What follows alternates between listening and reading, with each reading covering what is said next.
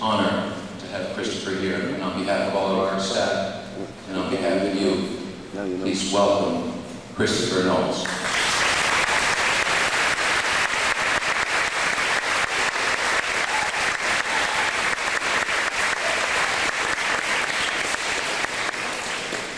First, I'd like to thank my road team.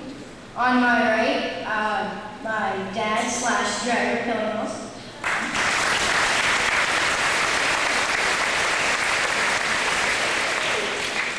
Behind me, road manager, George Marcello.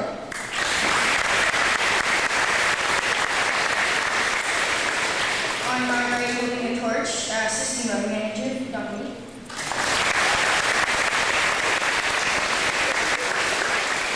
And on my right again, assistant road manager, Biliary.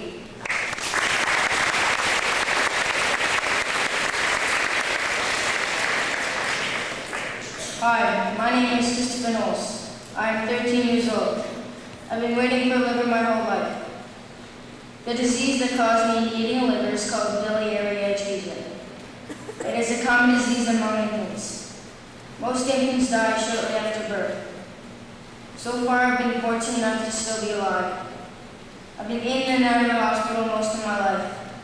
I've had over 20 operations that saved my life. I'm doing this walk to bring awareness to the shortage of organ and tissue needed. That's why I thought to myself that there is a way to save people's lives. And if I save a lot of lives, it makes us all worthwhile. That's why I'm walking across Canada, to save the 4,000 men, women, and children that are in need of an organ. I'm trying to inspire everybody to be an organ donor. Tell your friends and family about your wishes, and if you do, hear my hero as well as everybody else's. Please don't take your organs to heaven. Heaven knows we need them here. And I'd like to thank the town of Niagara Falls and the Patriots for your support. Thank you.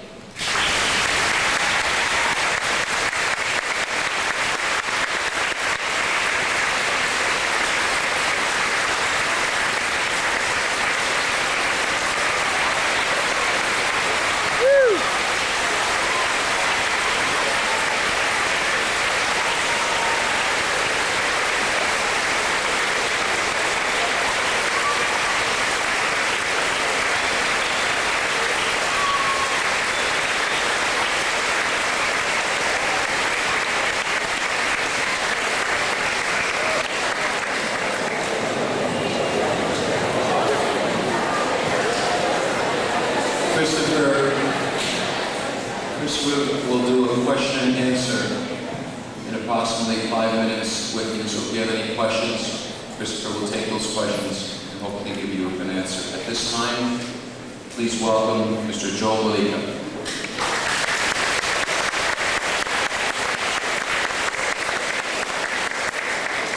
Good morning. Thank you very much for having me at St. Paul's High School in Niagara Falls. It's a real honor to be here to address you people, your students and teachers and staff. You know, don't believe in all the transplants because most of them work, some of them don't. I tried it on my head and it doesn't work. There's a little humor to it. So on a serious note, I lost my sister who was waiting for a kidney. I wasn't fortunate enough like Mr. Griffith's sister or brother. But you know, because of her passing, 2 people had vision. When she passed away, the family decided to donate her eyes. And because of that, the 77-year-old woman was able to see, and the 32-year-old woman was also able to see. So you see, that's the way the transplant works. Kristopher, I want to wish you continued success, good health with you and your road crew. I met George Marcello some 3 years ago when he started his trek across Canada. We were fortunate enough to visit Rome, and George had an audience with the Pope, who said to George, do what you're doing because it's right. Kristopher, again, thank you for being so strong. May God have all the strength you can have given to you. Continue your walk. Thank you.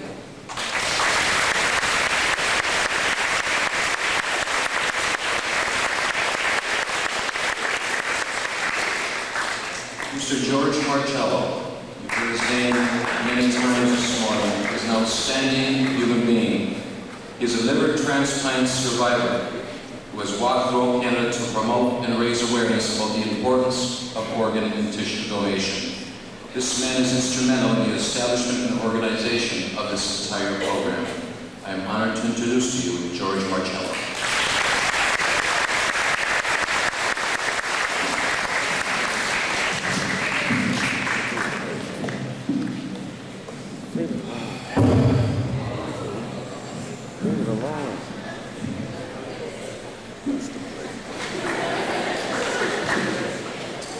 St. Paul High, how's everybody doing today?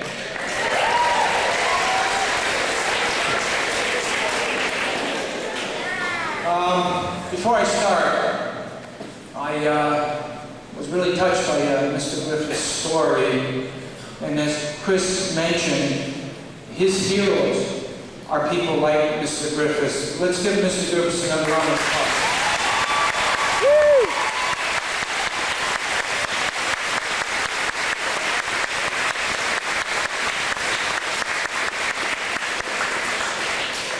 I want to first of all, on behalf of Step by Step and Kristopher's Wish, thank some sponsors that have been helping out locally.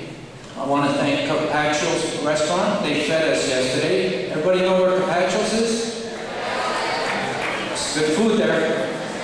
I also want to thank the Comfort Inn on Lundy's Lane for giving us accommodations last night. And most important, I want to thank St. Paul High School for hosting Day 78 today. Thank you.